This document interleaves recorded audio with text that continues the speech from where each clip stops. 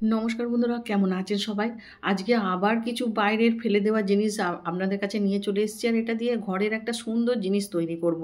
আর সেটা আপনাদের সাথে শেয়ার করতে চলে এলাম। এখানে একটা আমি পাইপ পেয়েছি, ছোটোখাটো পাইপ পড়েছিল বাড়িতে, আর কিছু দড়িও পড়েছিল। এই দড়িগুলো ভাবছি নষ্টও হয়ে যাবে, তাই এই দড়িগুলো দিয়ে পাইপগুলো দিয়ে আমি এরকম করে জড়াচ্ছি।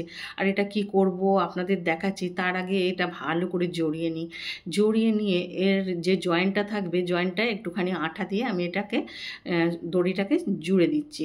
আর এখানটা ভালো করে আঠাটা লাগিয়ে দিই, তাহলে এটা আর খুলবে না। এখন আমার এটা হয়ে গেল। এরপরে আমি যেটা করব আপনাদের দেখাচ্ছি। বুঝতেই পাচ্ছেন, আমি একটা মানি প্ল্যান্ট নিয়ে নিয়েছি। মানি প্ল্যান্ট নিয়ে এর যে শিকড়গুলো গায়ের আছে সেগুলো জড়িয়ে আবার দড়িটা দিয়ে বেঁধে দিলাম। দিয়ে এখানে যে মাটিটা আছে, মাটিটার মধ্যে গোবর সার আছে, কিছুটা চুন আছে, কিছুটা মাটি আছে। আর এর আগেও আপনি ভিডিওতে আপনাদের দেখিয়েছি যে এই মাটিটা কীভাবে তৈরি করছি। আর মাটিটা এমন করতে হবে যাতে এরকম একটা বল তৈরি করতে গেলে মাটিটা কিন্তু আমার ঝরে পড়ে না যায়।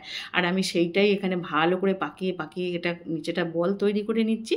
বল তৈরি করে নিয়ে এটা কি করব আমি দেখাচ্ছি। হ্যাঁ, এবার আবার সেই আমার প্রয়োজন হচ্ছে ছেঁড়া মশারির। তাই আপনাদের বলেছি আগে যে এগুলো ফেলে দেবেন না, এগুলো দিয়ে কিন্তু খুব সুন্দর জিনিস করা যায়। আর দেখুন, সেই ছেঁড়া মশারির টুকরো আবার এখানে নিয়ে নিলাম, নিয়ে এটাকে ভালো করে আমি বেঁধে দিচ্ছি। বেঁধে দেবার পর এটাকে আমি কিভাবে সাজাবো সেটাও আপনাদের দেখাচ্ছি। আর দেখুন, জিনিসগুলো আমার বাইরেই পড়েছিল, আর বাইরে থেকে নিয়ে সেটা একটা সুন্দর তৈরি করে নিচ্ছি জিনিস।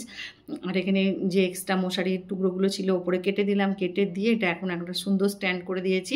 নিচে একটা কন্টেনার দিয়ে দিয়েছি, দিয়ে এইভাবে আমি রেখে দিচ্ছি। তবে এখনও পর্যন্ত আমার ভিডিওটা শেষ হয়নি।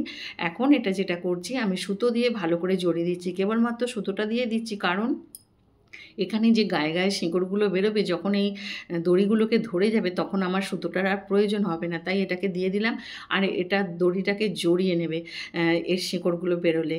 আর এখন এটাকে আমি কোথায় সাজিয়ে রাখবো ঘরে সেখানে দেখাচ্ছি। আপনারা তো জানেন মানি প্ল্যান্ট আমাদের বায়ুকে দূষণমুক্ত করে, তাই এটা ঘরে রাখলেও খুব ভালো, আমাদের লিভিং রুমে রাখলেও খুব ভালো।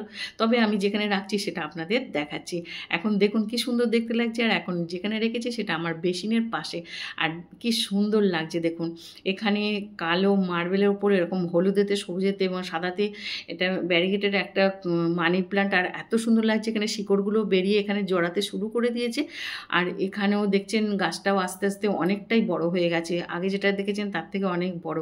আর আমি জল এতে কী করে দিই আপনাদের নিশ্চয়ই মনে প্রশ্ন জাগছে, আপনাদের দেখাচ্ছি। দেখুন কিভাবে আমি জল দিই। এখানে আমি জল নিলাম, অলরেডি আমার দেওয়া আছে, তাও আপনাদের দেখাচ্ছি। এইভাবে জলটা দিয়ে দেবেন, তাহলে কিন্তু একেবারে গোড়ায় পেয়ে যাবে। আপনাদের দেখাচ্ছি কিভাবে এটা গোড়ায় চলে যাচ্ছে। আর এর গায়ে কোনো ছিদ্র নেই, একেবারে সরাসরি গোড়ায় চলে যাবে। ভিডিওটা ভালো লাগলে লাইক কমেন্ট শেয়ার করবেন। যারা আমার ইউটিউব চ্যানেল থেকে দেখছেন তারা ইউটিউব চ্যানেলটা সাবস্ক্রাইব করে আমার পাশে থাকবেন। আর যারা আমার পেজ থেকে দেখছেন পেজটি ফলো করে আমার পাশে থাকবেন।